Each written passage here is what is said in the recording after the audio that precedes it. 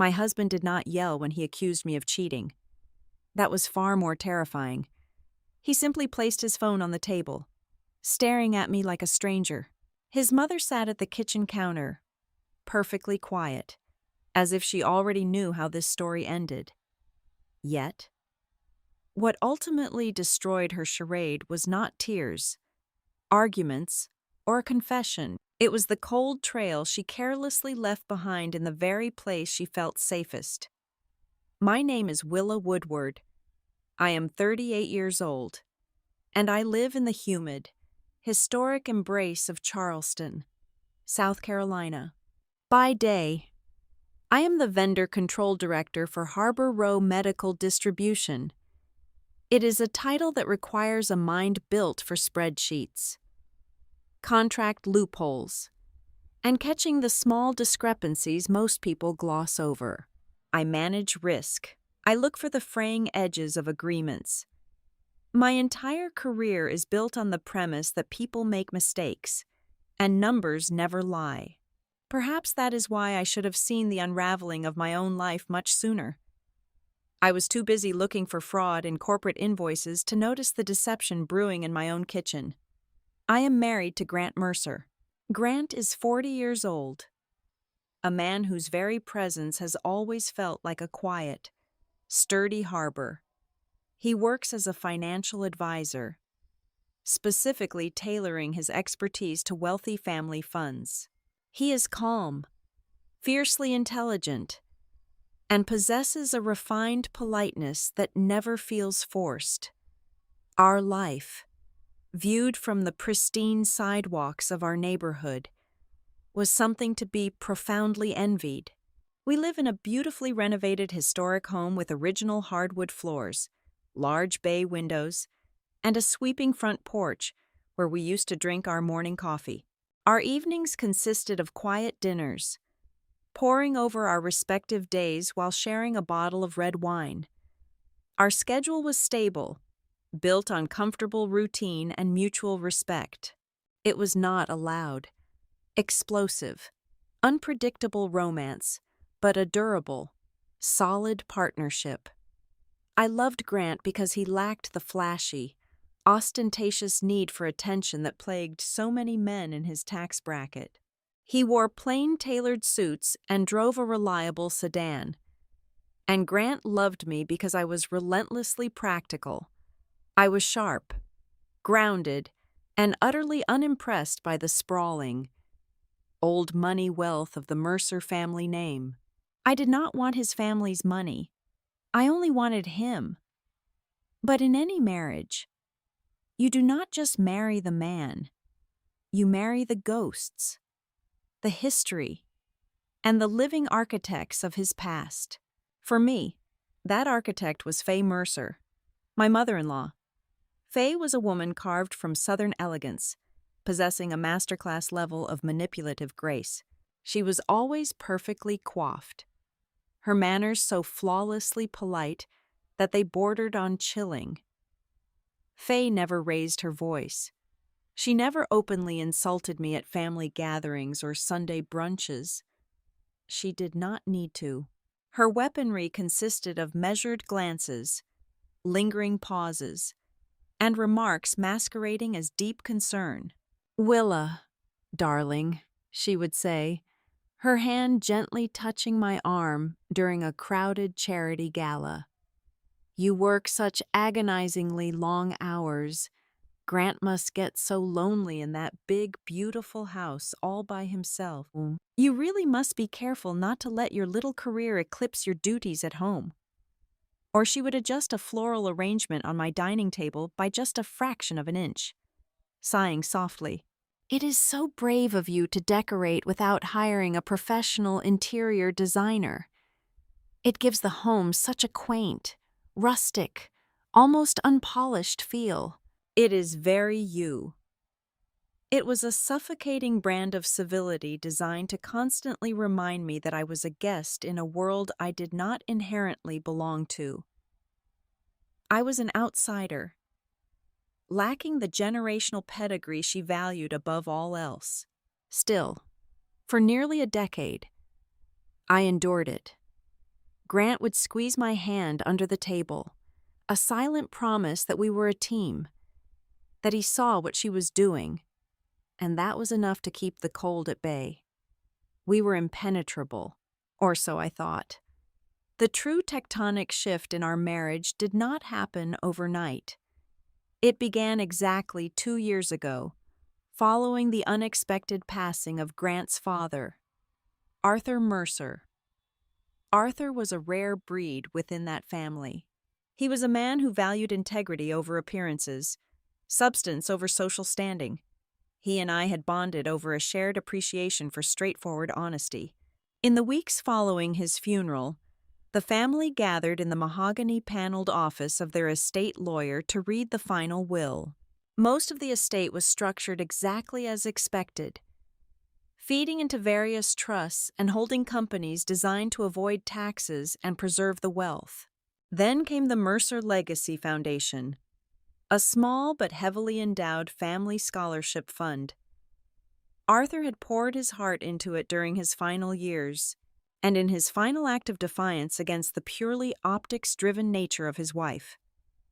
Arthur named me as the co-supervisor of the fund alongside the family's lead trustee. Not Grant, not Faye. Me. The lawyer read Arthur's reasoning aloud from the heavy parchment. He stated that Willa Woodward possessed the unyielding principles, the rigorous attention to detail, and the objective clarity required to protect the fund's core mission from being diluted by family politics. I remember the heavy silence that descended upon the room. I looked at Grant, who offered a small, supportive nod, though his brow was slightly furrowed in surprise. Then, I looked at Faye. She did not gasp. She did not object directly. She simply smiled. It was a thin, bloodless curve of her lips as she nodded gracefully toward the lawyer. "How wonderfully thoughtful of Arthur," Faye murmured, her voice smooth and hard as glass, "to give Willa a little project of her very own to keep her occupied." She never challenged the decision on paper. She congratulated me warmly, offering to help me navigate the complex philanthropic circles of the city. But from that precise second, the atmosphere in my home irrevocably changed. I could feel it in my bones. I was no longer just the disappointingly ordinary daughter-in-law. I was a structural impediment. I had been handed the keys to a room Faye believed belonged exclusively to her. And she was not a woman who tolerated locked doors in her own kingdom. Over the next several months, the warmth in my marriage began to drain away. It was not a sudden freeze, but a slow, imperceptible drop in temperature. The quiet dinners remained quiet, but the silence stretched differently. It transformed from the comfortable quiet of two people who understood each other into the heavy, guarded silence of two strangers sitting in a waiting room. I tried to bridge the gap. I suggested weekend trips to the mountains, spontaneous dinners out in the city, even just turning off our phones after 8 o'clock in the evening to just talk. Grant would agree, but his presence became increasingly hollow. He was physically there, eating the food I cooked, sleeping in the bed we shared. But his mind was constantly circling a different orbit. He started working later. He started spending more time on the phone in his study with the door closed. I sit here now, looking out the kitchen window at the fading evening light, trying to pinpoint the exact moment the rope snapped. When did my husband stop looking at me as his partner and start looking at me as a suspect? The shift was so stealthy that I missed the warning signs entirely. My mind drifts to a memory from last week. We were driving back from a painfully stiff dinner at Faye's house. The rain was drumming rhythmically against the windshield of Grant's car, the wipers slicing back and forth with a monotonous squeak. The radio was playing softly in the background, some low jazz tune that did nothing to fill the terrible void between us. The dashboard lights cast a pale, sickly green glow over his profile. His jaw was tight, his eyes fixed dead ahead. I reached across the center console, my fingers seeking his. It was a reflex, a habit built over a decade of shared drives in the dark. A simple need for connection after an evening of enduring his mother's velvet-wrapped barbs. My fingers brushed the soft wool sleeve of his coat. He did not pull away abruptly. He did not flinch, but he shifted his grip on the steering wheel, subtly moving his hand just out of my reach, resting it high on the leather rim. He kept his eyes locked on the wet asphalt ahead, his face an unreadable mask. I withdrew my hand, letting it rest uselessly in my own lap. I stared at the passing streetlights bleeding into the wet glass, a cold realization settling deep in my chest. I tried to remember the last time Grant had held my hand in the car.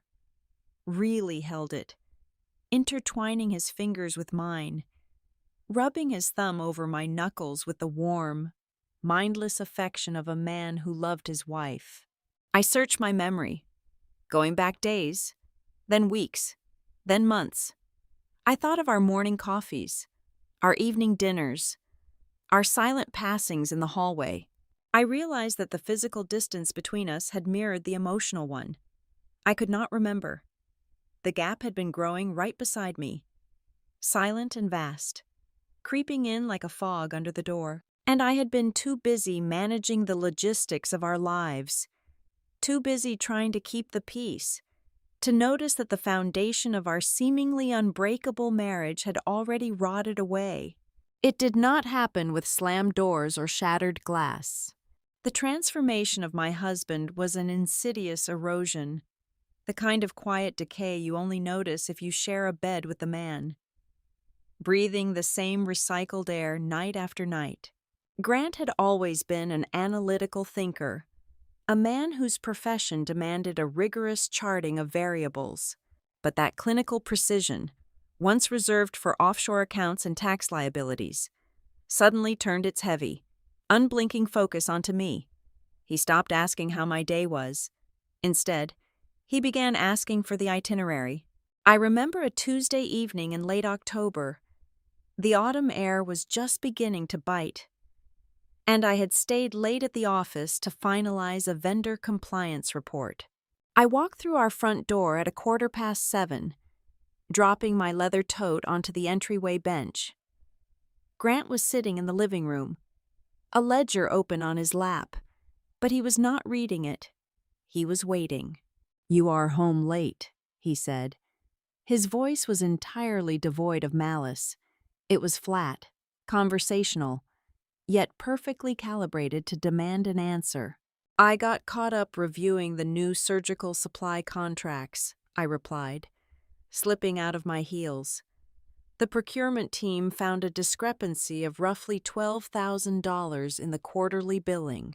It took me over an hour to trace the error back to a duplicated invoice. Grant closed the ledger. The heavy thud of the leather cover echoed in the quiet room. "Over an hour. So you left the office around 6 o'clock. "Closer to 6:15, I said, walking into the kitchen to pour a glass of water. "And it takes exactly 22 minutes to drive from your office lot to our driveway," he continued, his tone as casual as someone discussing the weather. "Even with the road work on King Street, you should have been here by 6:45. Did you stop somewhere else?" I paused, the rim of the glass resting against my lower lip. The water suddenly tasted metallic. I looked at him standing in the doorway of the kitchen. His posture was relaxed, his hands tucked into the pockets of his slacks. But his eyes were tracking my micro-expressions like a hawk watching a field mouse. I stopped at the corner pharmacy to pick up a prescription for my migraines. I answered slowly, feeling an absurd and degrading need to justify my own commute. And then I sat in traffic on Broad Street for another 10 minutes because of a minor fender bender. "Ah," Grant said. He gave a short, single nod. The pharmacy. Right. He did not press further. He simply turned and walked back to his study. But the conversation did not feel like a husband checking in on his wife. It felt like a deposition. It felt as though he were cross-referencing my statements against a timeline he had already constructed in his head. For weeks, I rationalized this behavior. I built sturdy, logical shelters to protect myself from the creeping paranoia. The annual financial review for the Family Scholarship Fund was approaching. A bureaucratic nightmare that required combing through hundreds of grant applications and expenditure reports. As the newly appointed co-supervisor, I was meticulously auditing the foundation's operating costs from the past 12 months. I assumed Grant was absorbing the ambient stress of the season. His family name was on the letterhead, and the pressure to maintain a flawless public image was a burden he had carried since childhood. I tried to relieve the pressure valve. One Sunday morning, while we were sitting on the back patio drinking coffee, I reached across the wrought iron table and placed my hand over the newspaper he was reading. "Let us go away for a few days," I suggested softly. "Just the two of us. We can rent a cabin up in the Blue Ridge Mountains next weekend. Leave the laptops here. Leave the foundation paperwork here. We just need to reset. Grant. We are living like two ghosts haunting the same hallways." He did not look up immediately. When he finally met my gaze, his eyes were incredibly distant, entirely hollowed out of the affection that used to anchor me. "I cannot just abandon my clients for a weekend in the woods, Willa," he replied evenly. "And you have the foundation audit. We do not have the luxury of running away right now." "Then let us talk to someone." I pushed, my voice trembling just a fraction. "A counselor, a therapist, someone who can help us figure out why we cannot seem to have a normal conversation anymore. And maybe we need to set some boundaries with your mother. We need space to breathe." The mention of Faye was a mistake. I saw the immediate, imperceptible hardening of his jaw. Grant did not yell. He did not defend her passionately. He simply executed a flawless emotional retreat. "There is nothing wrong with my mother," he said, his voice dropping an octave, settling into a frigid register. "And I do not need a therapist to tell me how to manage my own marriage. If you are feeling overwhelmed by the foundation duties my father forced upon you, you are welcome to step down." He stood up, folded the newspaper with deliberate care, and walked inside. He had not engaged with my plea. He had entirely dismissed my reality. He was operating on a different frequency, listening to a broadcast I could not hear. As the distance between Grant and me expanded into a vast, unbridgeable chasm, Faye rushed in to fill the vacuum. Suddenly, my mother-in-law was everywhere. She abandoned her usual policy of dropping by only on designated holidays or formal invitations.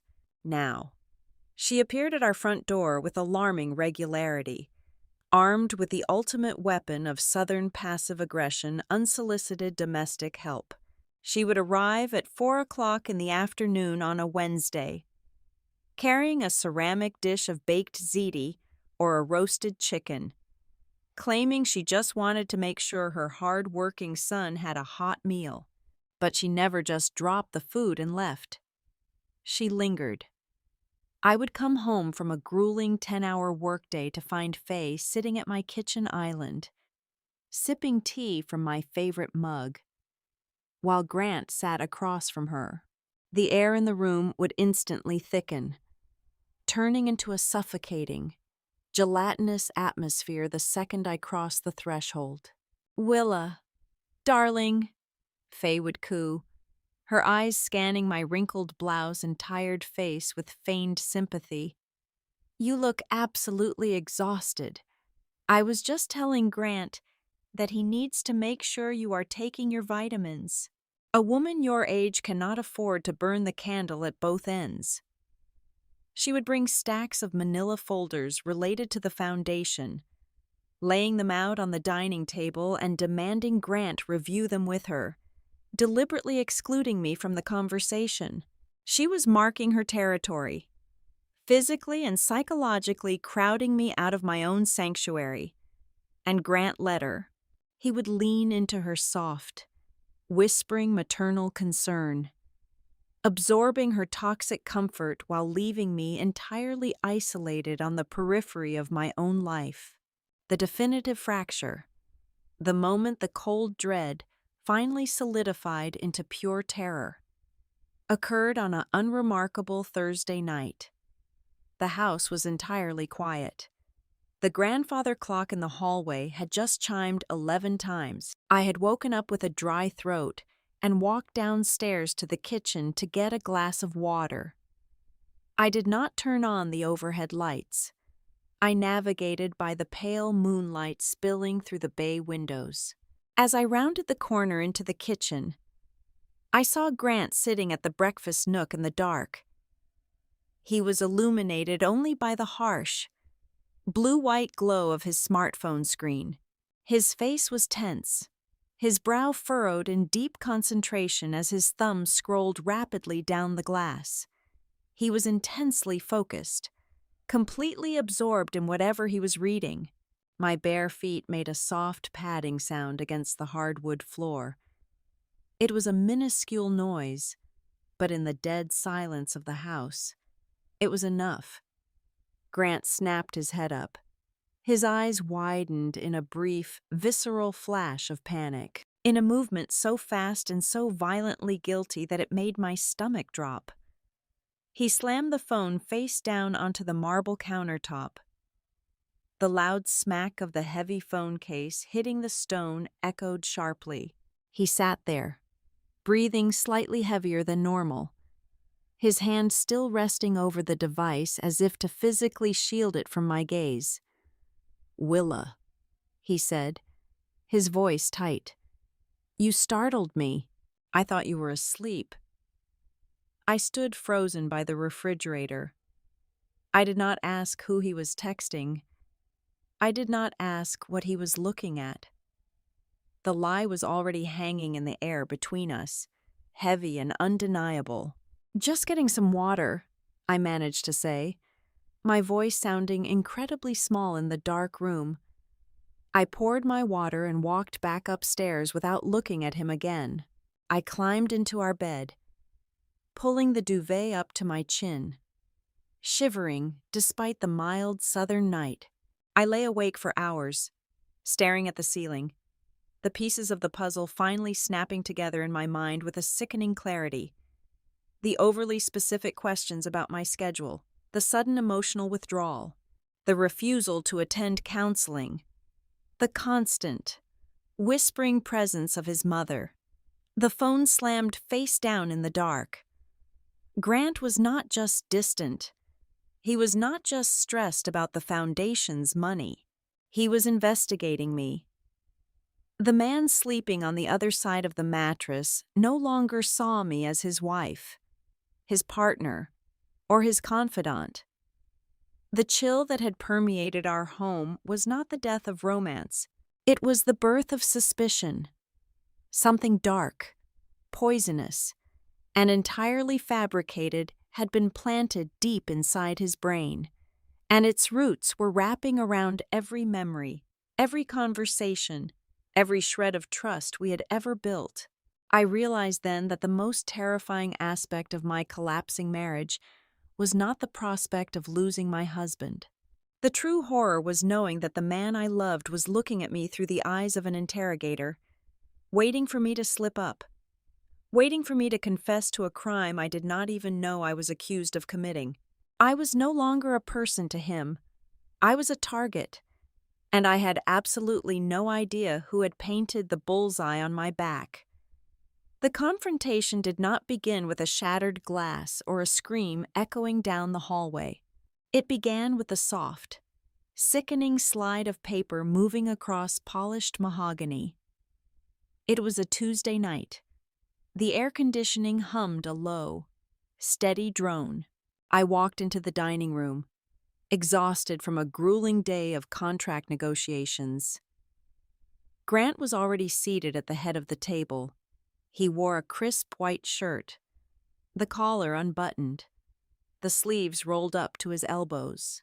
He did not look up when I entered. "I know," he said. His voice was a flat, lifeless plane. It held no fury, no rising crescendo of betrayal. It sounded like a man reading a diagnosis he had long suspected. I stopped with my hand hovering over the back of my chair. "Know what? Grant, I know about the man you meet after work." He finally raised his head. His eyes were red-rimmed, surrounded by bruised, violet shadows. He did not look like a jealous husband ready to fight for his marriage. He looked entirely broken. Before I could process the sheer absurdity of the statement, he pushed a manila folder toward the center of the table. It spun slowly, stopping inches from my fingertips. "I do not want to hear a denial," he said, his tone thick with a nauseating kind of pity. "I just want you to look at it." My hands were completely steady as I opened the folder. Inside were 4 pages. 3 were high-resolution color printouts of text message threads. The 4th was a standard, black and white printed copy of a hotel folio. I stared at the name at the top of the text-keyed threads. Elias Trent. My brain misfired, struggling to connect the name to the context of a clandestine affair. Elias Trent was an event contractor.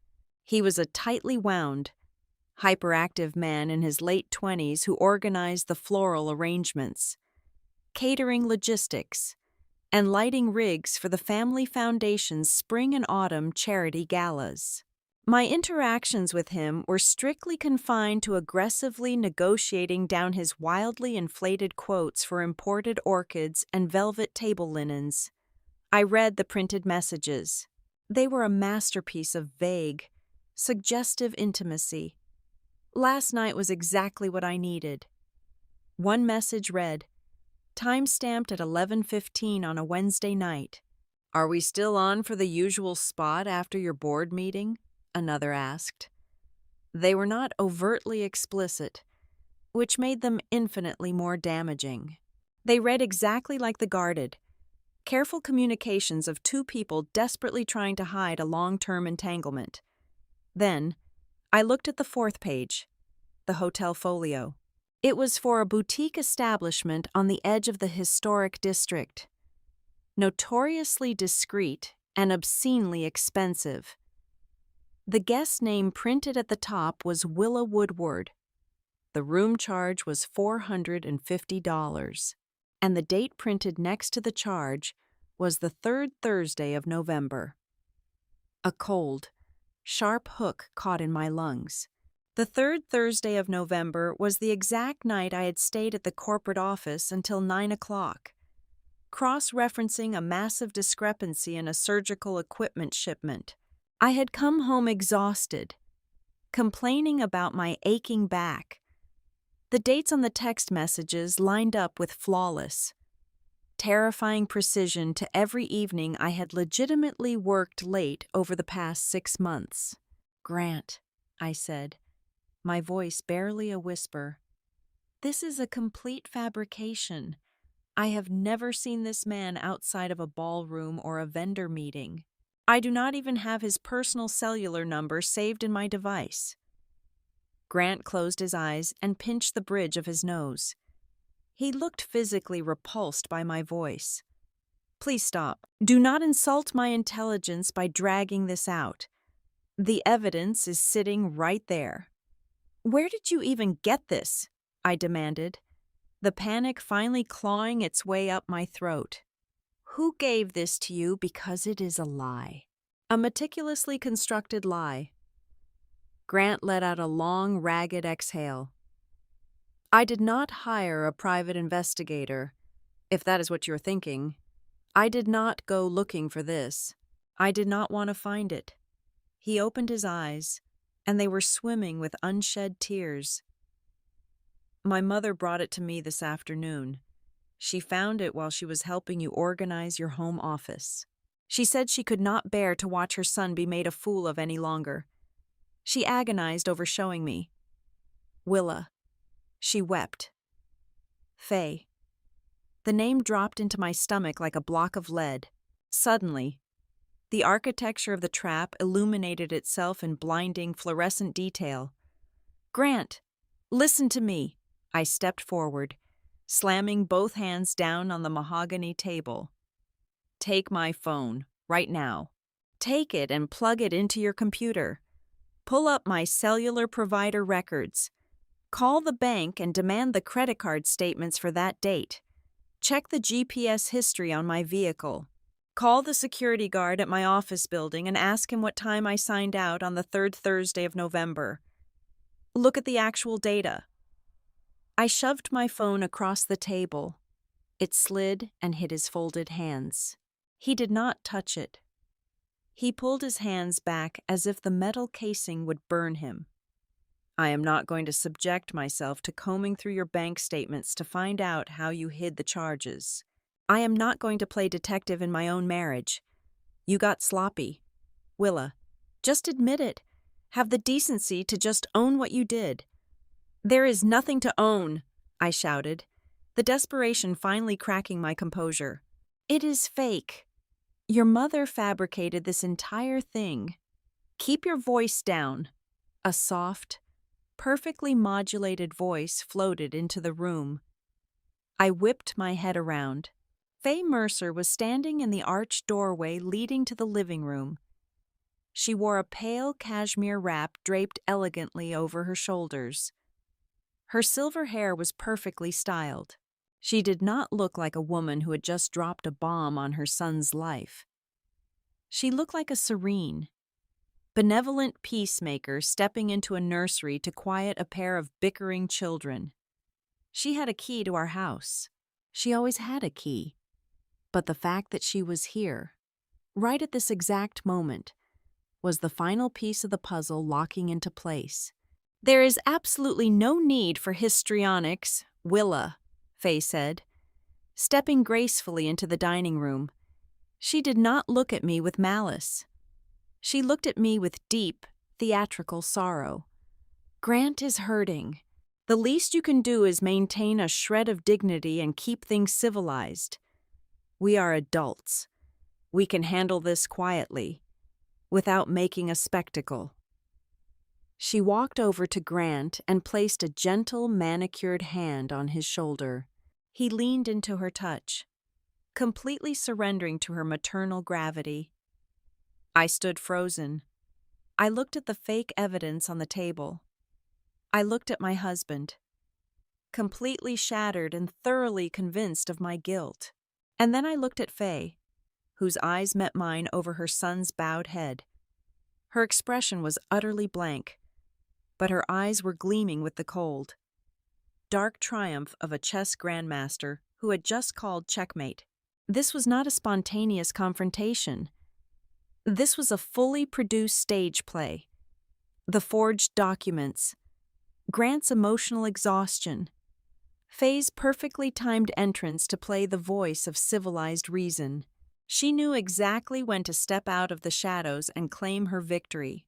If I continued to scream, if I cried, if I hurled accusations at her, I would only prove her implicit point that I was an erratic, deceitful woman losing her grip on reality, while they were the calm, rational victims of my betrayal. Grant stood up abruptly, shrugging off his mother's hand. He did not look at me. I am going to sleep in the guest room downstairs. Do not follow me. Do not speak to me. He walked out of the room, his footsteps heavy and fading down the hallway. Faye lingered for a fraction of a second. She offered me one last, devastatingly polite nod, and then glided after him to offer her comfort. I was left entirely alone in the dining room, The silence rushed back in, ringing loudly in my ears. I slowly pulled my phone back across the table. I gathered the 4 sheets of paper, aligning the edges with mechanical precision. I walked into the dark kitchen and sat on one of the bar stools. I stared at the faint glow of the street lamp filtering through the window. The panic that had been thrashing in my chest suddenly went completely still.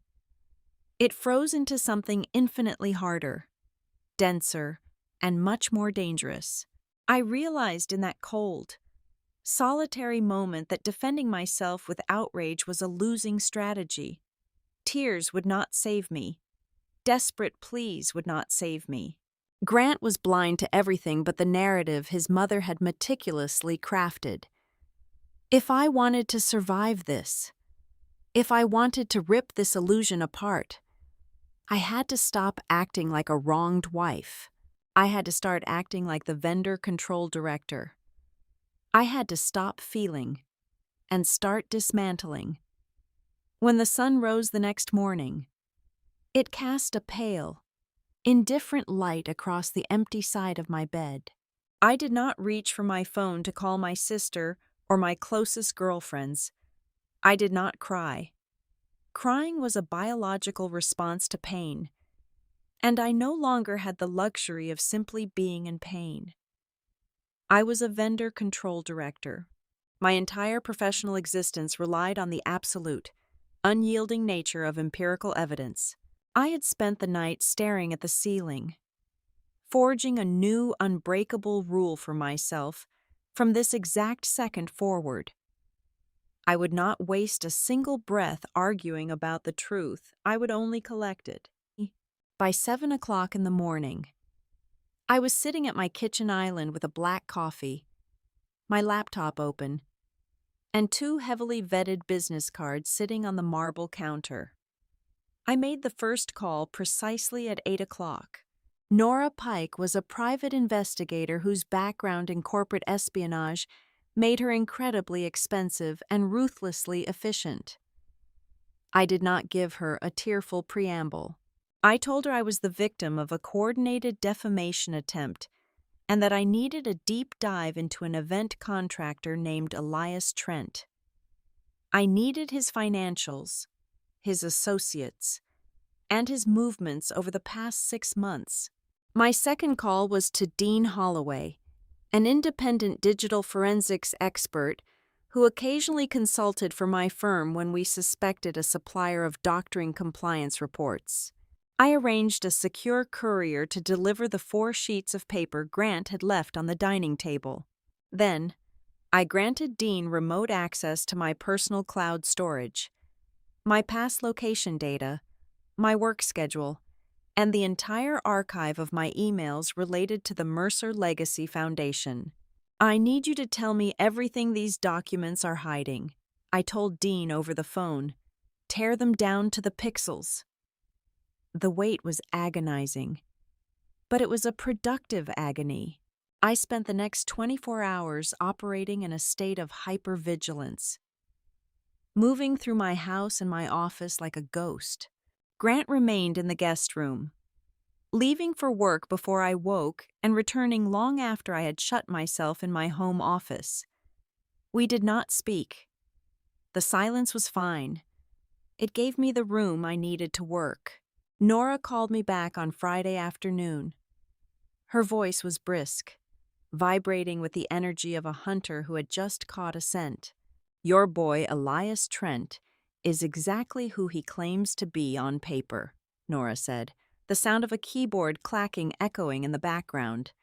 He runs a mid-sized event logistics company, but things get very interesting when you look at his recent cash flow. For the past 3 years, his company pulled in an average of $80,000 annually from the Mercer Legacy Foundation for the spring and autumn galas. Standard, market rate stuff. And recently, I asked, gripping my pen so tightly my knuckles turned white. Over the last 4 months, his firm has received 3 separate, unscheduled payments from the foundation, Nora replied. totaling just over $150,000. The invoices are incredibly vague. Consulting fees, emergency logistics, premium sourcing. It is a classic corporate bleed. My mind raced. The foundation was gearing up for its annual financial review.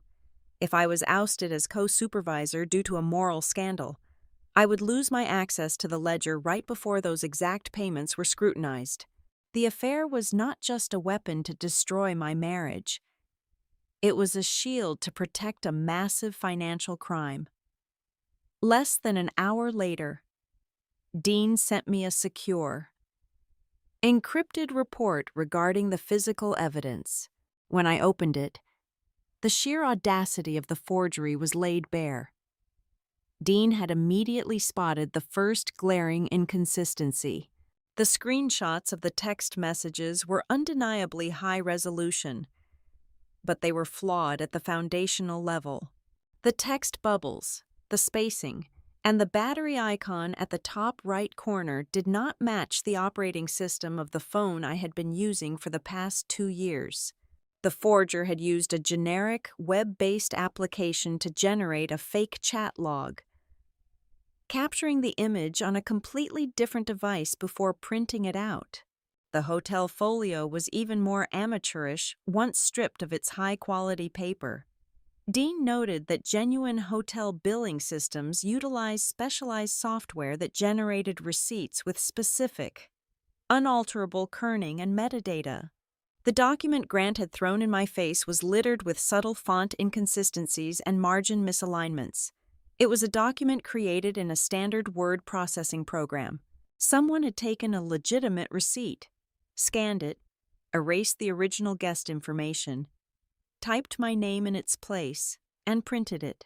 I pulled up my own meticulously kept digital calendar and cross-referenced the dates printed on those forged documents.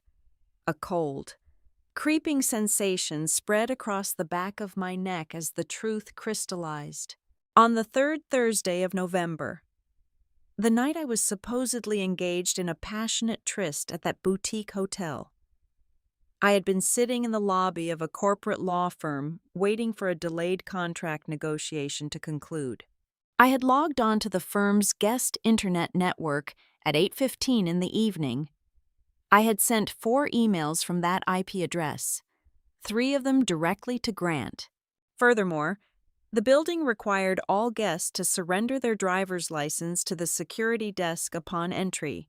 There was a physical logbook, a digital timestamp, and a lobby camera capturing my presence at the exact hour I was supposedly miles away.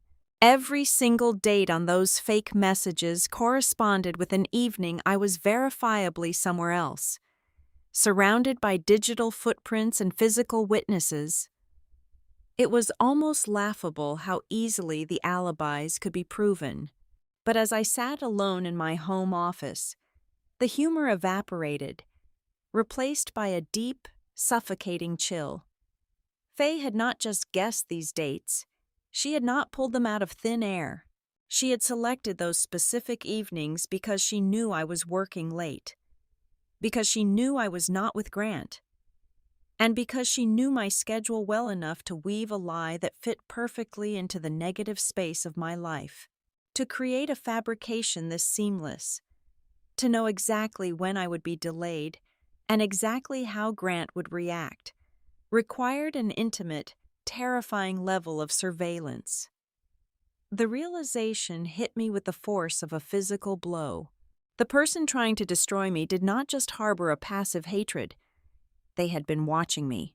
They had monitored my comings and goings, tracked my habits, and studied the exact rhythms of my daily existence for months, perhaps even years, waiting for the perfect moment to strike.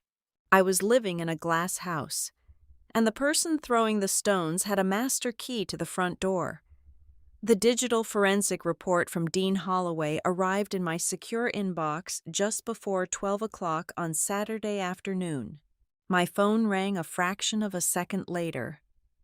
I answered it on the first ring, my eyes already scanning the dense technical jargon illuminating my monitor. I found the thread.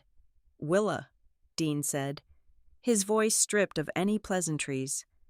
The person who fabricated those text messages used a third-party virtual phone number service. It is a cheap application you can download on any tablet. People use them to generate fake numbers for online dating or selling things on the internet. They think it makes them completely anonymous. It never does. Explain it to me, I instructed, pulling a legal pad toward me and uncapping my pen. To activate the virtual number, the user had to register an account. Dean continued, the rapid clicking of his keyboard serving as a steady percussion to his words. They were smart enough to use a burner email address, a completely random string of letters and numbers on a free server. But they made one catastrophic. Amateur mistake. When they set up that burner email, the system prompted them for a backup recovery email address in case they forgot their password. The user typed in a very real, very active email address to bypass the security prompt. Whose email address, I asked, though my pulse was already accelerating, anticipating the answer. It is an older address hosted on a private domain, Dean said. The domain is registered to a property management trust in South Carolina, specifically, the trust that manages the coastal properties for the Mercer family. The prefix of the email address consists of the letters F and M, followed by the year 1955. Faye Mercer, born in the year 1955. She had built an elaborate digital guillotine to execute my marriage, and she had carelessly left her own fingerprint on the release lever. Send me the complete routing data. I told him, my voice colder than I had ever heard it. I need an unbreakable chain of custody for that IP address. Before I could even process the magnitude of Dean discovering her digital footprint, my second line blinked. It was Nora Pike. I merged the calls, my brain shifting into a state of hyper-focused compartmentalization. I was no longer a grieving wife. I was a forensic auditor dissecting a crime scene. Tell me you have something concrete on Elias Trent. I said the moment Nora came on the line. I have a lot more than just concrete. Nora replied sharply. I have the entire foundation of a massive financial fraud. Elias Trent is not a secret lover. Willa. He is a highly compensated middleman. I dug into the corporate filings for his event logistics company. Over the past 6 months, he has not just been organizing the flowers and the catering for the Mercer Legacy Foundation. He has been subcontracting the work out to a very specific network of tertiary vendors. What kind of vendors? I demanded. Phantom vendors, Nora stated flatly. Companies with registered addresses that map back to empty strip malls or residential post office boxes. Trent receives a massive payment from the foundation for premium services, let us say, $50,000 for custom lighting and staging. He then pays a real company $5,000 to do the actual work. The remaining $45,000 gets funneled into these shell companies under the guise of consulting fees or specialized sourcing. The pieces of the puzzle slam together with a violent, blinding clarity. I dropped my pen. It rolled across the wooden desk and fell onto the floor. My mind snapped back to a conversation I had exactly 3 weeks earlier. I had been sitting in the sunroom of Faye's sprawling estate. The afternoon light had been pouring through the massive windows. I had brought a stack of preliminary ledger printouts with me, preparing for the upcoming annual financial review of the scholarship fund. I had pointed out 3 specific fundraising events from the previous quarter. The costs had seemed absurdly inflated. The invoices from the event organizers were incredibly vague, lacking any itemized breakdown, and the primary contractors seemed to change every few weeks. I had looked across the glass coffee table at my mother-in-law. genuinely asking for her historical insight. Faye had taken a slow, deliberate sip from her porcelain teacup. She had looked at me with an expression of profound, pitying amusement. "Oh, Willa," she had laughed, a sound as soft and sharp as a razor blade. "You are looking at this through the lens of a corporate supply chain manager. You are simply not accustomed to how wealthy people manage philanthropy.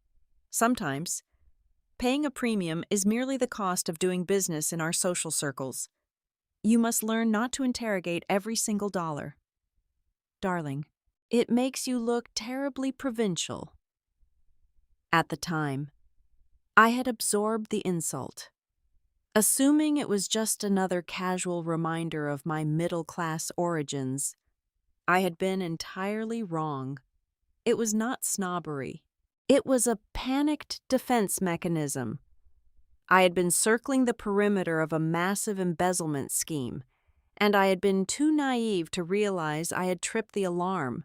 If I continued my rigorous audit, if I brought those bloated invoices to the independent review board next week, the entire network of phantom vendors would be exposed.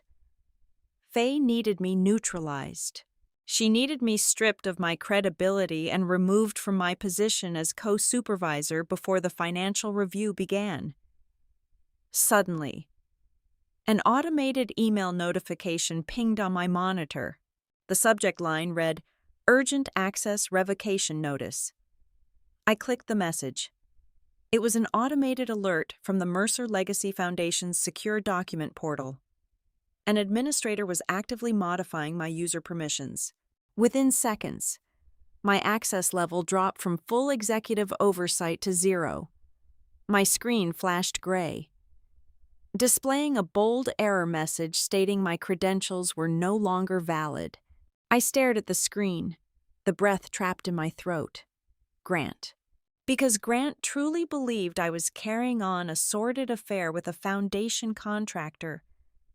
He was doing exactly what any responsible financial advisor would do to protect his family's assets.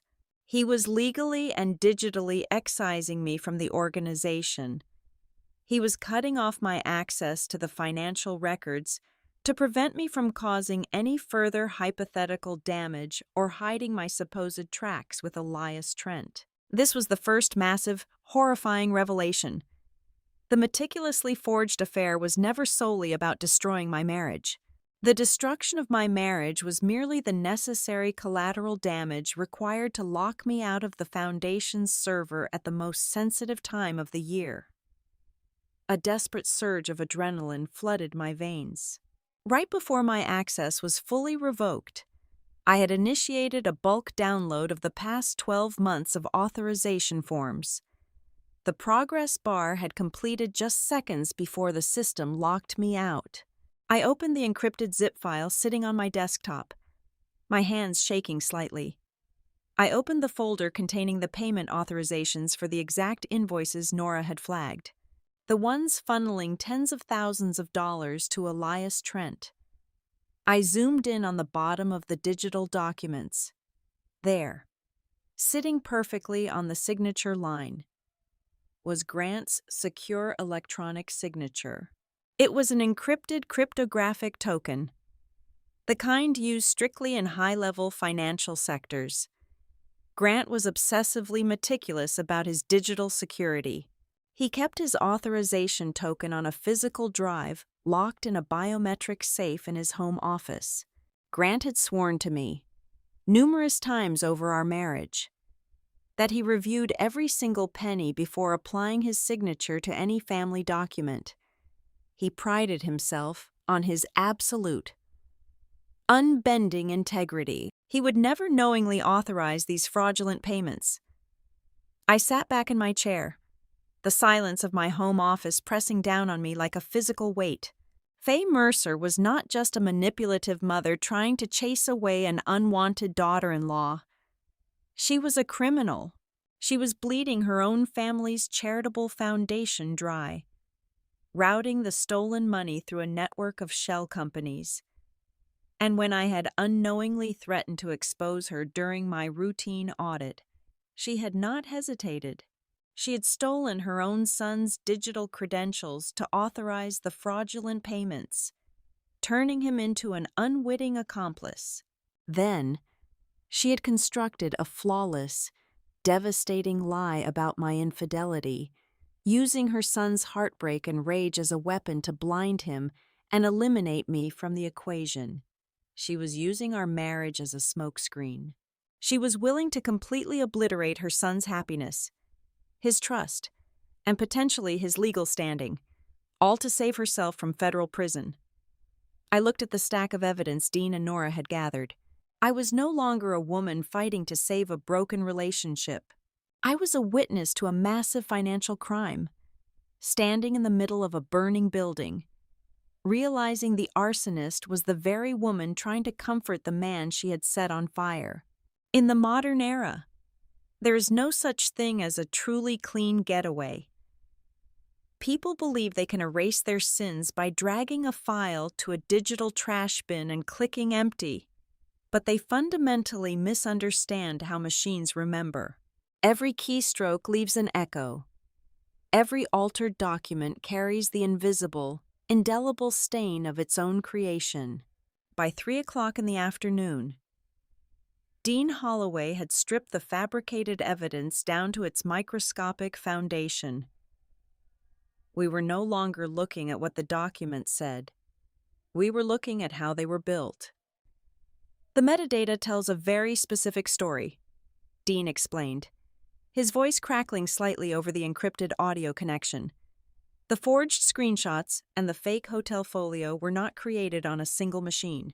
The originator started the process on a mobile tablet, specifically an iPad. They used it to generate the fake text thread images. Then, those raw image files were transferred over a local network to an older laptop running an outdated operating system. That is where the actual compilation and printing took place. "Can you pinpoint the network?" I asked, staring at the flashing cursor on my monitor. "I already did," Dean replied smoothly. The older laptop pinged an internet service provider gateway exactly 4 minutes before those documents were sent to a printer. The IP address does not belong to your mother-in-law's primary residence in the city. It maps directly to a commercial-grade router installed at the Mercer family coastal villa. The coastal villa. It was a sprawling, glass-fronted property situated right on the edge of the Atlantic Ocean. More importantly, the ground floor of that house contained a fully equipped, dedicated satellite office for the Mercer Legacy Foundation. A sharp, electric jolt of realization shot down my spine when Arthur Mercer had named me co-supervisor of the scholarship fund. The family lawyers had issued me a master set of administrative credentials. Those credentials granted me secondary access to every single server, repository, and peripheral device connected to the Foundation's network. I had never used the login for the coastal office because I never worked from there. But the access remained entirely valid. Faye had used the Foundation's secure network to forge the documents, assuming she was shielded by the private, encrypted firewall. "Dean, stay on the line," I commanded. I opened a new secure window on my browser and typed in the administrative portal address for the coastal office. The screen prompted me for my credentials. I entered my identification number and the 32-character alphanumeric password I had memorized 2 years ago. The system authenticated my request. Within seconds, I was staring at the internal directory of the villa's server. I bypassed the active project folders and navigated straight into the automated system diagnostics. I was looking for the machine safety net. Corporate networks are designed to protect users from their own incompetence. When a file is deleted from a local machine, the server does not actually destroy it. It moves the data to a hidden, temporary quarantine folder, holding it there for 90 days just in case it needs to be recovered. Faye had printed her lies, and then she had undoubtedly deleted the files, believing they were gone forever. She did not understand the architecture of the system she was abusing. I located the automated backup directory. I filtered the results by the exact date Dean had extracted from the metadata. There, sitting quietly in the digital purgatory, was a heavily populated folder that had been manually deleted just hours before Grant had confronted me in the dining room. I initiated a forced restoration protocol. The progress bar crawled across my screen, agonizingly slow. When it finally hit 100%, the folder materialized on my desktop. I opened it, and the sheer calculated malice of Faye Mercer spilled out into the sterile light of my monitor. It was a graveyard of abandoned drafts. I found 3 different versions of the boutique hotel receipt. The first version still possessed the name of the original guest, a woman named Sarah, with a date from 3 years ago.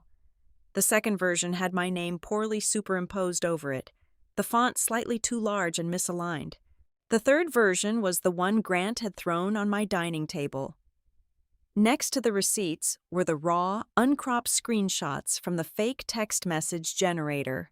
I could see the application's interface borders, the banner advertisements at the bottom of the screen, and the keyboard she had used to type out Elias Trent's supposed words of affection. But the most damning piece of evidence was a single, carelessly titled word processing document. It was saved under the name Willa Draft, Final 3. I clicked it open. It was not a receipt or a text message. It was a script. It was a bulleted list of potential narratives Faye had brainstormed before settling on Elias Trent. She had considered framing me with a colleague from Harbor Row Medical Distribution. She had considered a gym trainer. She had written down pros and cons for each scenario, finally selecting Elias because his role as a foundation contractor allowed her to seamlessly blend the fake affair with her very real financial embezzlement. She had reduced my life, my dignity, and my marriage to a project management file. Then, I opened the final document in the recovered folder. It was a simple spreadsheet, but it made the blood freeze in my veins. Column A listed a date. Column B listed a time. Column C listed my exact location. Column D contained brief, analytical notes. Tuesday, 5:30 in the evening. Hot yoga studio on King Street. Note class lasts 90 minutes. Phone is always left in the locker. Perfect window. Thursday, 7 o'clock in the evening. Vendor dinner at the steakhouse. Note, we'll be drinking wine. Driving home late. Good potential for hotel narrative. Friday, 6:15 in the evening. Stuck in traffic on the bridge. Note called Grant to complain. Alibi is too strong. Do not use this date. My hands began to tremble.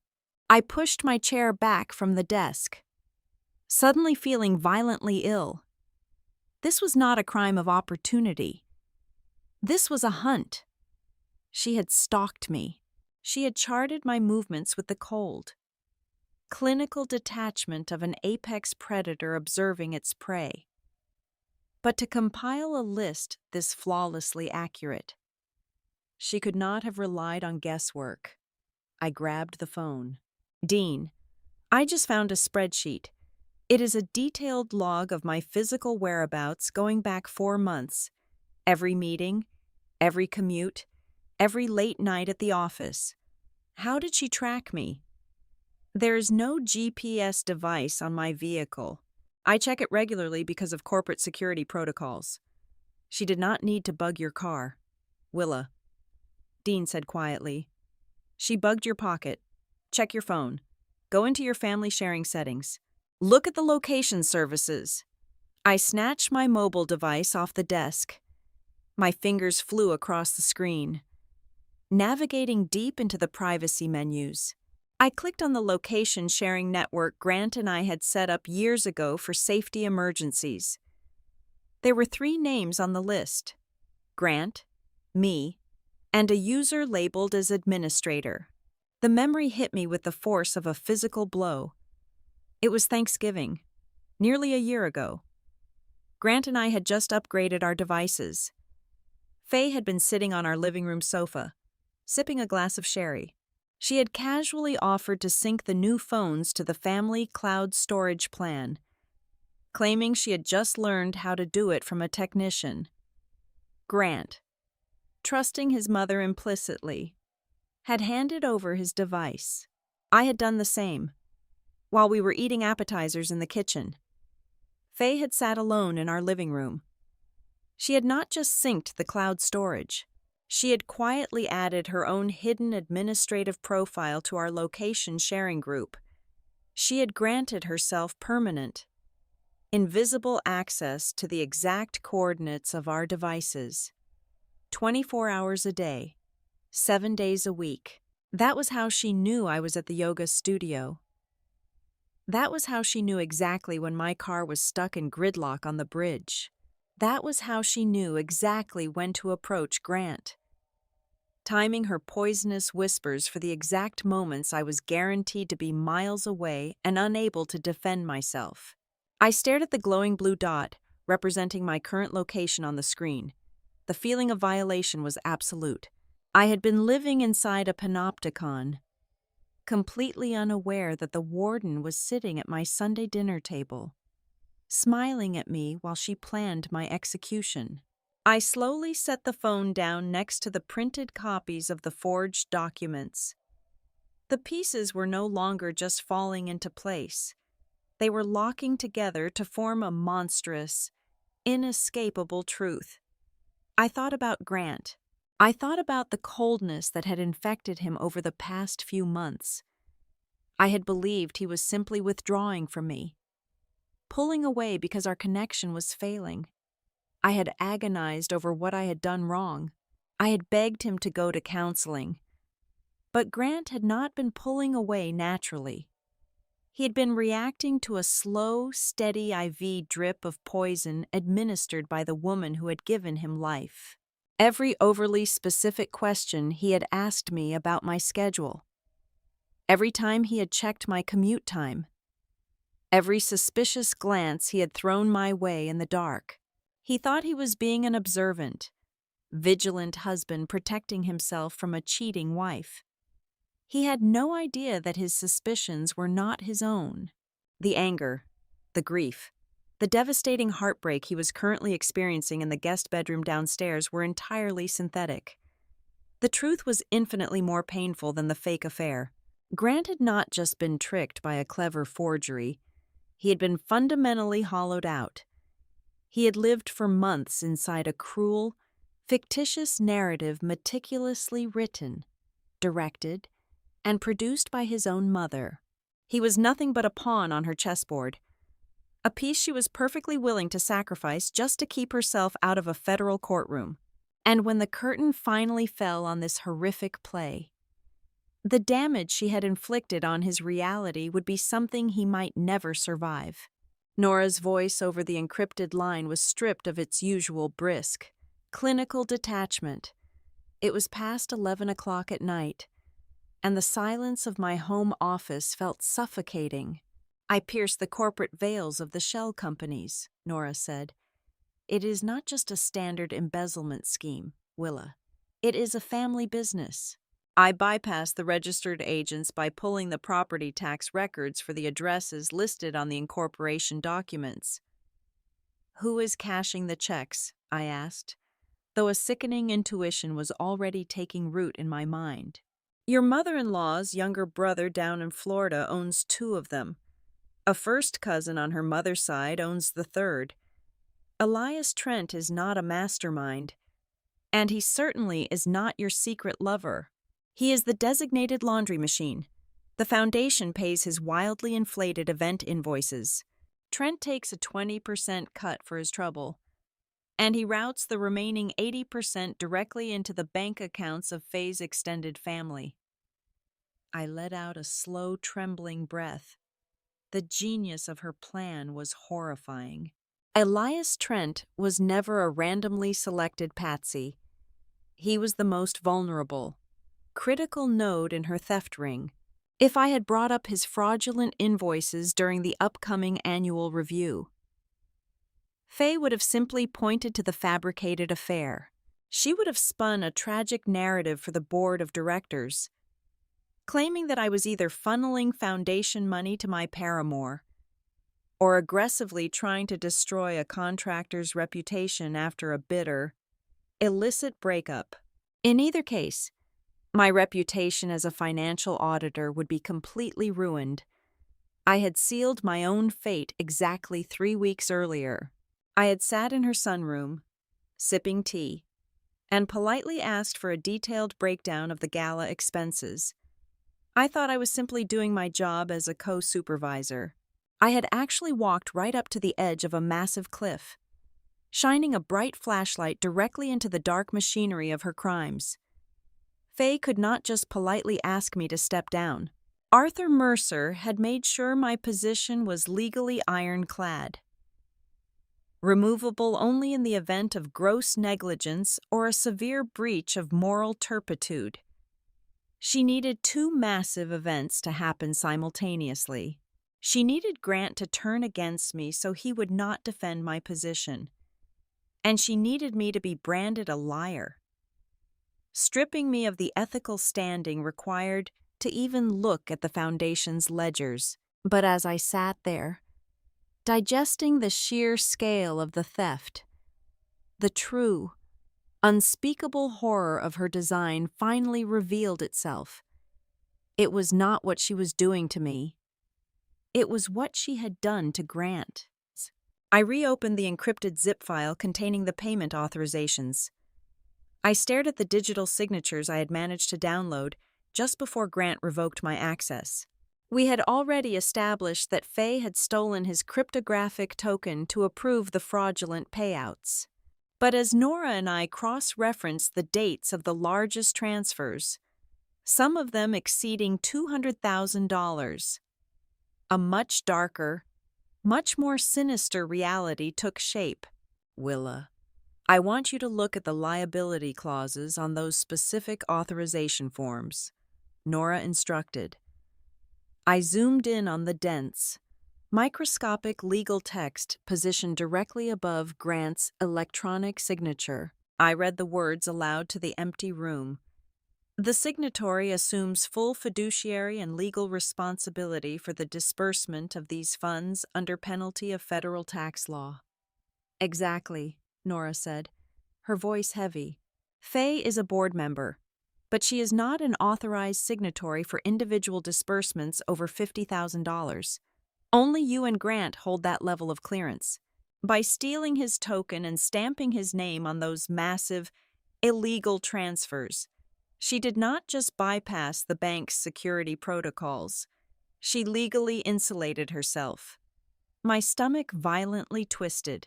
A wave of pure, unadulterated nausea washed over me.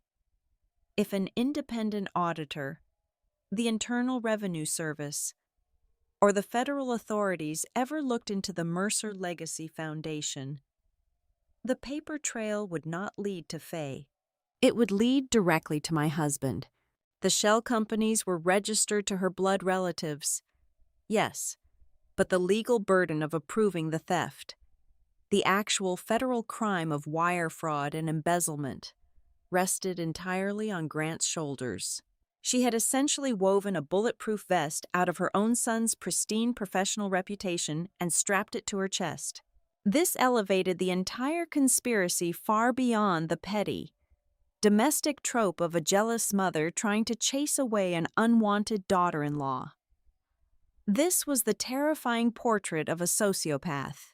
Faye Mercer was a woman backed into a corner by her own insatiable greed, and she had coldly, mathematically calculated that destroying her son's marriage, breaking his heart, and potentially sending him to federal prison was an entirely acceptable price to pay to maintain her lavish lifestyle and her freedom.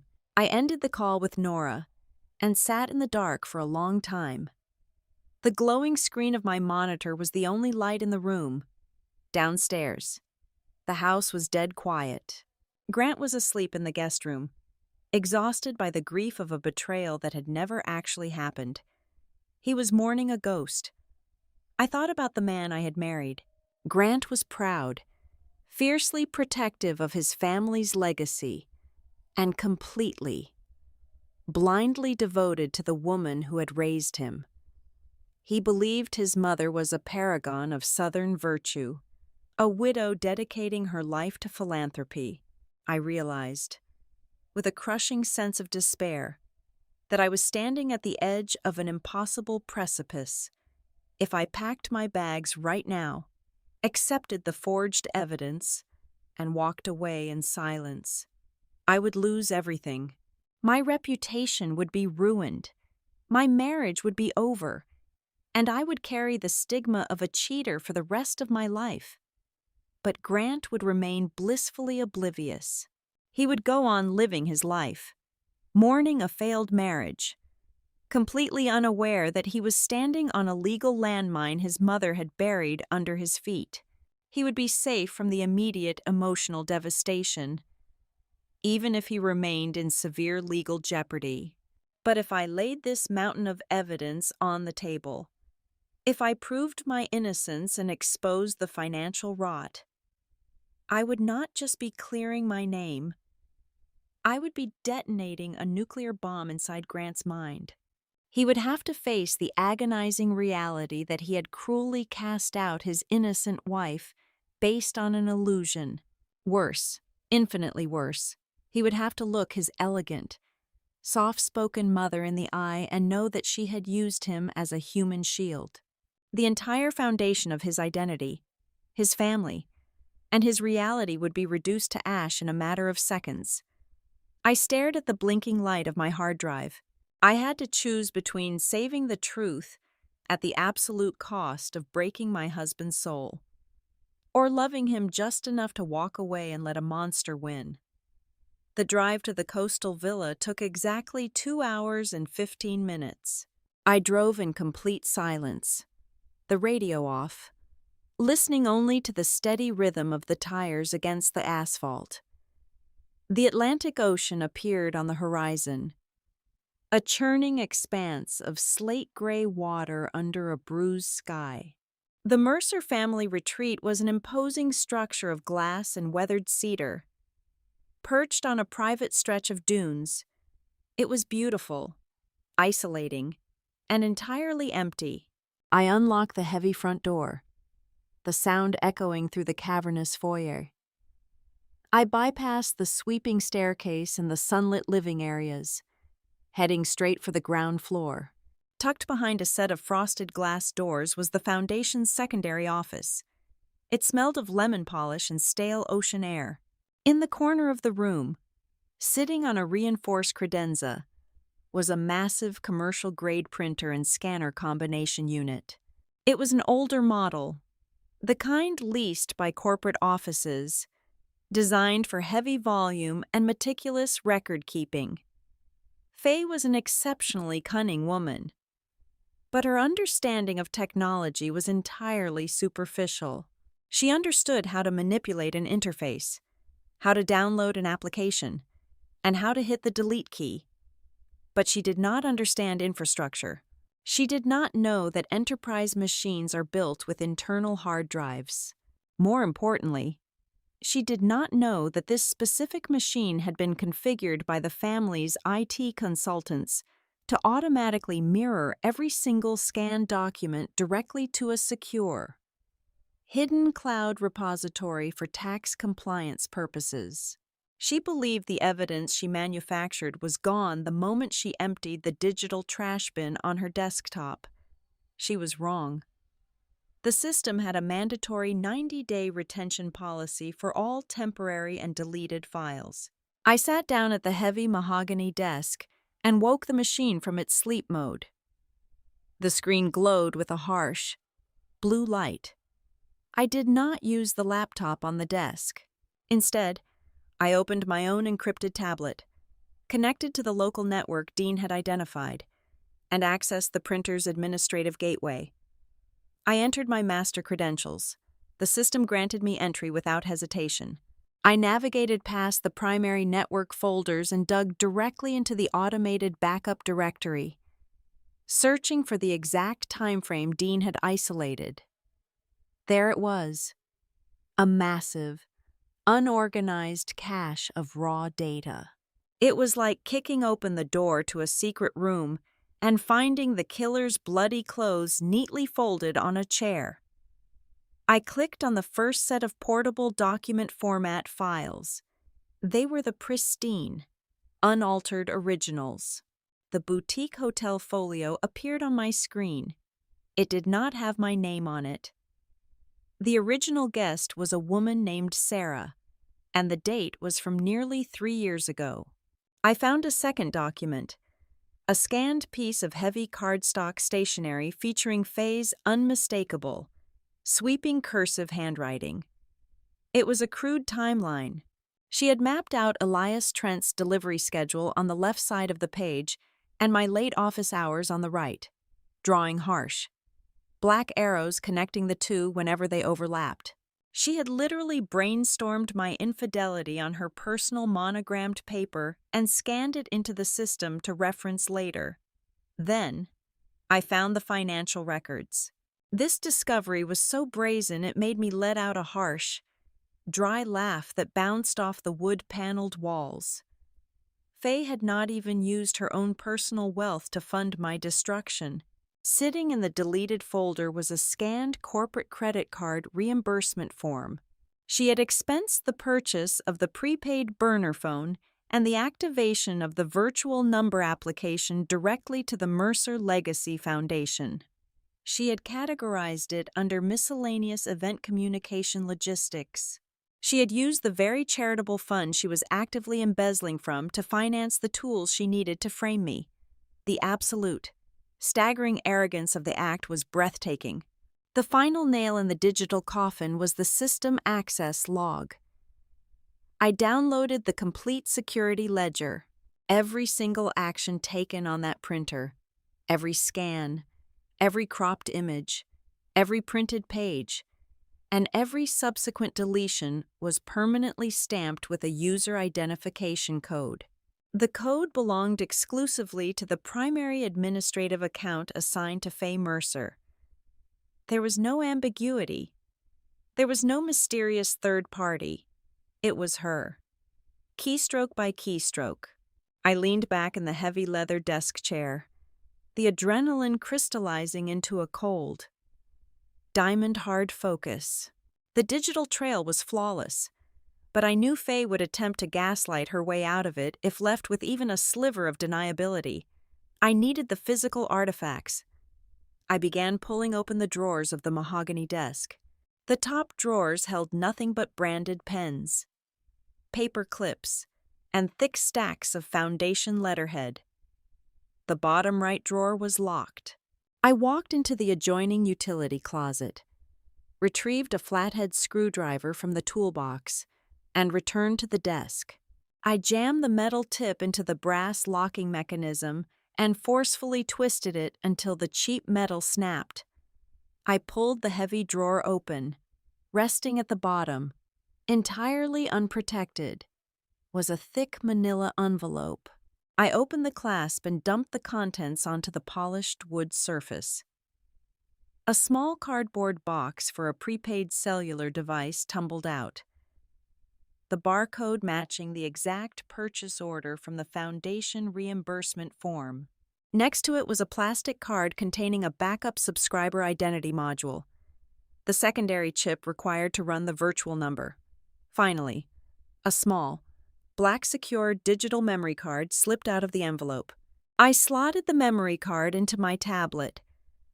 It contained dozens of photographs, but they were not pictures of me. They were high-resolution photographs of my physical desk calendar at home, the one I kept in my personal study. She had walked into my sanctuary, week after week, and photographed my handwritten schedules to ensure her fabricated dates aligned perfectly with my life. But the most devastating discovery was not digital or physical evidence of the forgery. It was a single, precisely worded legal document tucked inside a transparent plastic folder at the very back of the broken drawer. It was a formal resolution drafted for the Mercer Legacy Foundation Board of Directors. The title, printed in bold, uncompromising letters, read motion for the immediate suspension of fiduciary privileges. I read the text carefully. It proposed the immediate removal of Willa Woodward from her role as co-supervisor, citing a severe breach of ethical conduct and impending marital dissolution. I checked the creation date printed discreetly at the bottom corner of the page. It had been drafted exactly 4 weeks ago. Grant had only confronted me 2 days ago. He had not even spoken the word divorce yet. The trap was so much deeper than I had realized. Faye had not just concocted a lie to make her son angry. She had engineered a highly coordinated legal coup. She had orchestrated the collapse of my marriage and drafted the legal paperwork to terminate my career in the exact same breath. She had planned the timing of my eviction from the family and the foundation down to the very hour, ensuring she regained total, unchecked control of the money before the annual audit could begin. She thought I was the pawn. She thought Grant was the board. She thought she was the only one playing the game. I sat in the quiet office, listening to the distant crash of the ocean waves against the shoreline. The fear and the heartbreak that had paralyzed me for the past 48 hours were completely gone, burned away by the sheer, undeniable reality of the evidence spread across the desk. I reconnected my tablet to the heavy commercial printer. I highlighted the unaltered receipts, the handwritten notes, the reimbursement forms, the system access logs, and the pre-drafted resolution to remove me from the board. I pressed print. The machine roared to life, a deep mechanical hum vibrating through the floorboards. I stood there and watched as the thick, warm pages spilled out into the output tray. I printed 3 complete, identical sets of the dossier. I found 3 heavy black binders in the supply closet. I meticulously 3-hole punched the documents and assembled the binders, creating 3 irrefutable, indestructible chronicles of Faye Mercer's crimes. 1 binder was for Grant. It was the explosive device that would level his entire reality. 1 binder was for my private attorney, the shield that would protect me from any legal fallout during the impending divorce. The 3rd binder was my insurance policy. It was a fail-safe, a dead man's switch safely secured in a secondary location, ready to be dispatched to the federal authorities and the independent auditors the very second Faye attempted to destroy the evidence or silence me. I packed the physical evidence into my leather tote bag and walked out of the office, leaving the broken drawer hanging open. I did not turn off the lights. I locked the heavy front door of the villa and walked to my car. The ocean wind whipped my hair across my face as I started the engine. I was driving back to the city to burn a dynasty to the ground. And for the first time in months, my hands on the steering wheel were perfectly, absolutely steady. The annual fundraising gala for the Mercer Legacy Foundation was held on the final Saturday of November at a notoriously exclusive, centuries-old hotel in the heart of the historic district. It was an environment engineered to intimidate. Crystal chandeliers the size of small vehicles hung from the vaulted ceilings, casting a fractured, brilliant light over the 200 wealthiest individuals in the city. Waiters in pristine white coats circulated with silver trays of champagne, while a string quartet played something classical and profoundly melancholy in the corner of the grand ballroom. This was not merely a charity event for my mother-in-law. This was a meticulously designed theater. It was the grand stage she had selected to legitimize my execution. She needed an audience of donors, family attorneys, and Foundation board members to witness my removal under the heavily perfumed guise of a civilized, necessary transition. I arrived at exactly 8 o'clock in the evening. I did not wear the apologetic, muted colors of a disgraced wife. I wore a tailored, floor-length emerald gown that possessed the sharp, unforgiving lines of armor. I walked through the heavy mahogany doors with my spine perfectly straight, holding a sleek black clutch in one hand and the heavy black binder tucked discreetly inside a custom leather portfolio under my arm. The atmospheric shift in the room was immediate. The polite murmur of conversation dipped, then surged back up with a frantic, whispering energy as heads turned in my direction. They all knew. The wealthy elite of this city operated on a currency of whispered scandals, and Faye had undoubtedly been making quiet, tragic phone calls all week, planting the seeds of my alleged infidelity and moral unsuitability. They looked at me with a mixture of morbid curiosity and condescending pity, fully expecting me to either cause a drunken scene or break down in tears in a desperate bid to save my social standing. I offered them neither. I accepted a glass of sparkling water from a passing waiter and stood near a towering arrangement of white hydrangeas, watching the room with the detached, analytical gaze of a forensic auditor. I spotted Grant standing near the main bar. The sight of him struck a dull, hollow chord in my chest. He looked entirely exhausted, a man physically hollowed out by grief.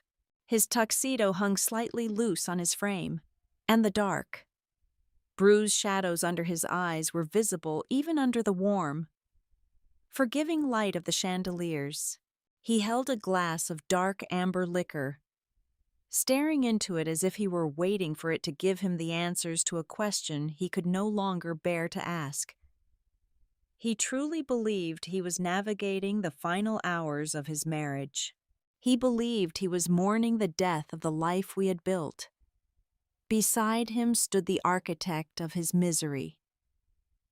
Faye Mercer was a vision of tragic, maternal perfection. She wore a dark navy gown that managed to look simultaneously mourning and fiercely elegant. Her makeup was flawless, though applied with a subtle, pale touch to suggest sleepless nights spent worrying over her beloved son. As I watched, she reached out and placed a gentle, manicured hand on Grant's forearm. It was a perfectly calibrated gesture of solidarity and comfort. She smiled a small, brave smile at a passing donor, playing the role of the stoic matriarch holding her broken family together. A few feet away from them, standing near the entrance to the private dining rooms, was Harrison Sterling.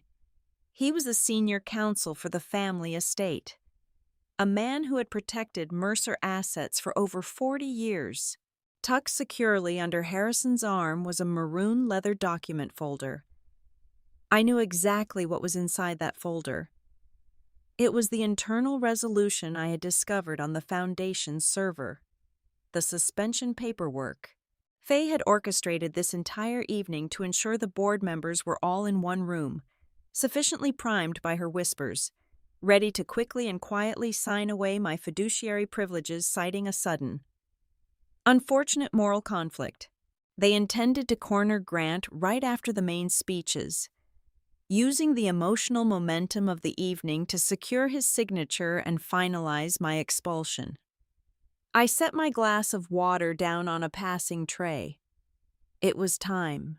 I cut a straight path across the ballroom. The crowd parted around me like water around a stone. Grant did not see me until I was standing less than 2 feet away. When he finally lifted his gaze, a flash of pure, agonizing pain crossed his features, followed quickly by a hardened, defensive shell. "You should not be here, Willa," Grant said, his voice a low, strained gravel. "It is inappropriate.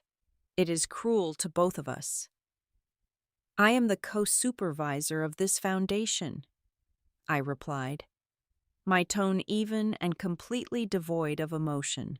Until a legal document dictates otherwise, my presence here is a professional requirement. Faye stepped forward, her dark navy gown rustling against the marble floor.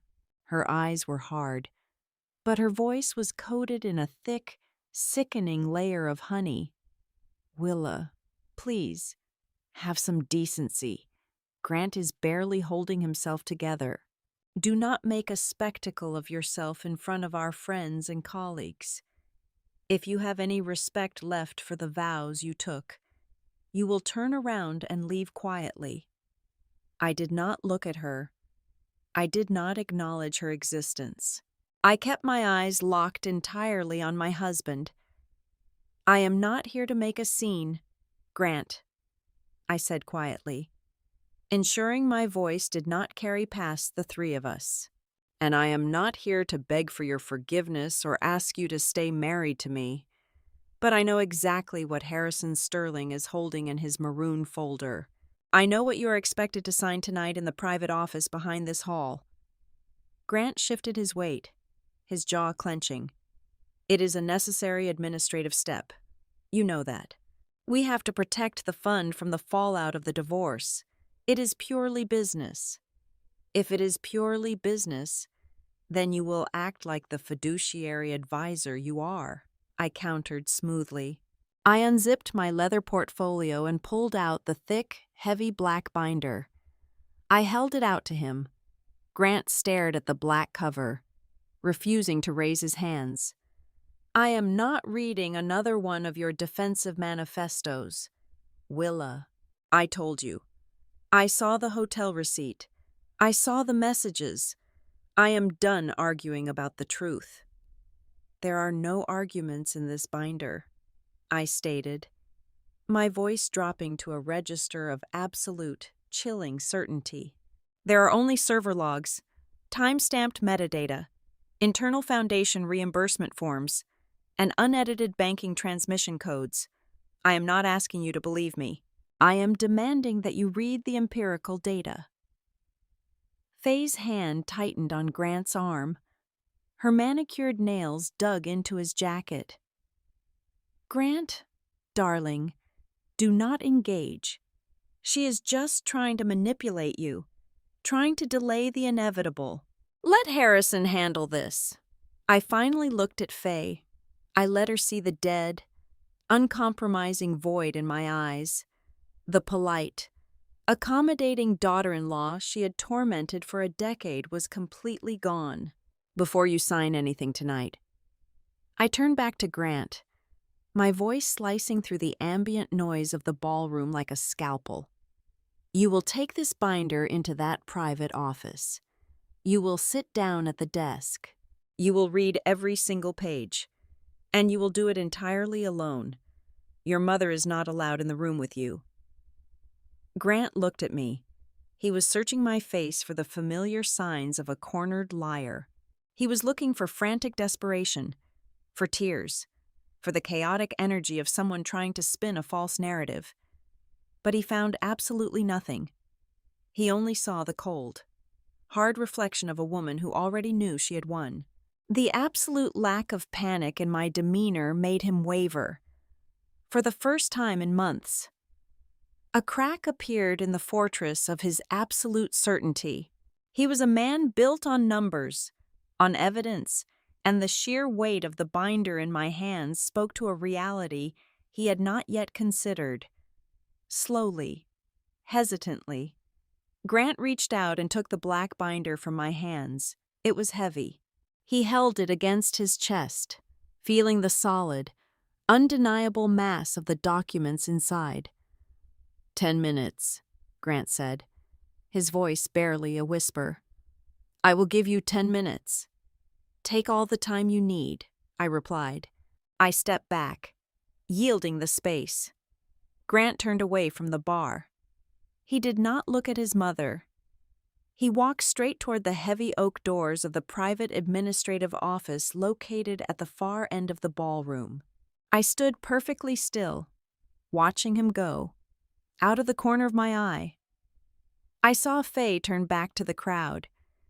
She picked up a fresh glass of champagne, her face instantly reassembling into a mask of serene, tragic grace.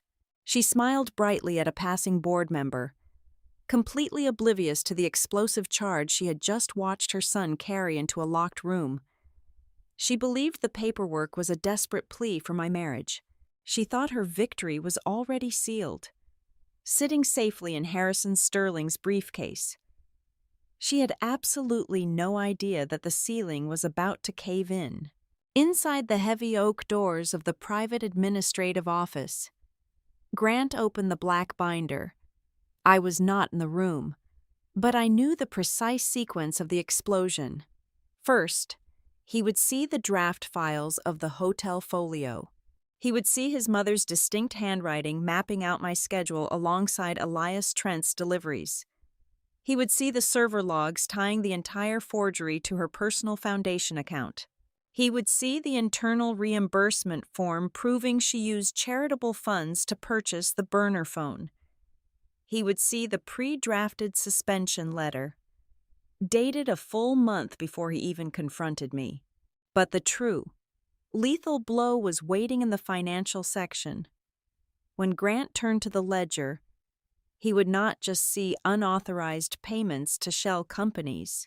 He would see his own secure electronic signature perfectly stamped at the bottom of every single fraudulent wire transfer.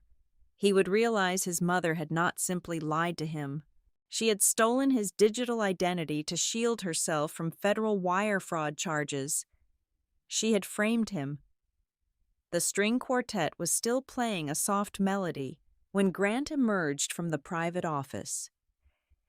The transformation in his posture was absolute. He did not look like an exhausted husband anymore.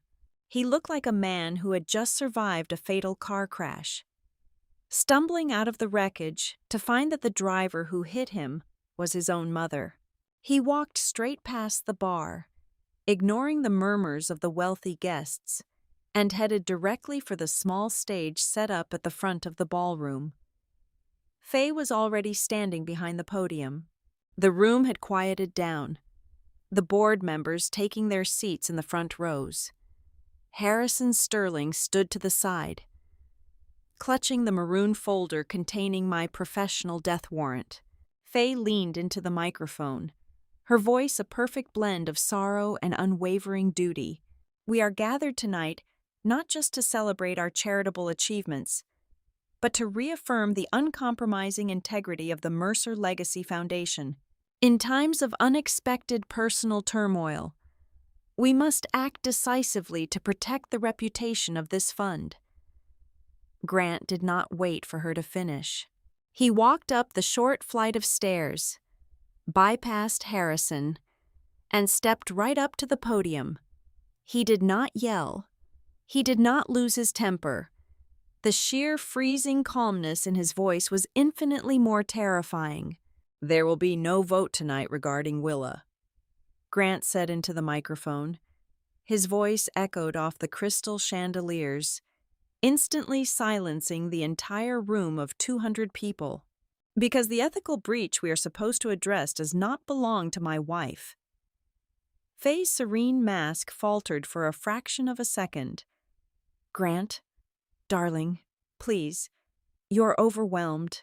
Let Harrison handle the administrative vote." Grant slowly turned his head to look at her. It was the look of a stranger. "I am not overwhelmed," he stated softly. He looked over at the audio-visual technician sitting at the control table near the stage.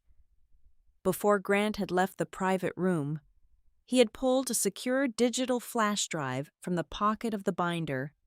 He held it up. "Plug this into the main projector. Put the first file on the screen." The massive white screen behind the podium flickered to life. Instead of the polished foundation logo, the screen displayed a stark, black and white image of a hotel receipt with a stranger's name on it, placed side by side with the forged document bearing my name. The next slide showed the automated server backup logs, clearly displaying Faye's administrative identification code executing the forgery. The room erupted into a chaotic symphony of gasps and frantic whispers. Grant did not stop. He signaled the technician to keep going. The screen flashed to the corporate registry documents Nora had pulled, showing Faye's family members as the registered owners of the shell companies receiving foundation money. Finally, the screen displayed the massive wire transfers bearing Grant's stolen electronic signature. "My mother fabricated an affair to destroy my marriage," Grant announced to the horrified crowd, his voice utterly devoid of mercy. "She tracked my wife's location, forged digital communications, and manipulated me into believing a lie. She did this because Willa was quietly auditing the gala expenses. My mother needed Willa removed from the board tonight because my mother has been embezzling hundreds of thousands of dollars from this foundation and routing it to her extended family." Faye gripped the edges of the podium, the color completely draining from her face. "This is absurd," she stammered, her voice suddenly shrill and desperate. "This is a gross misunderstanding.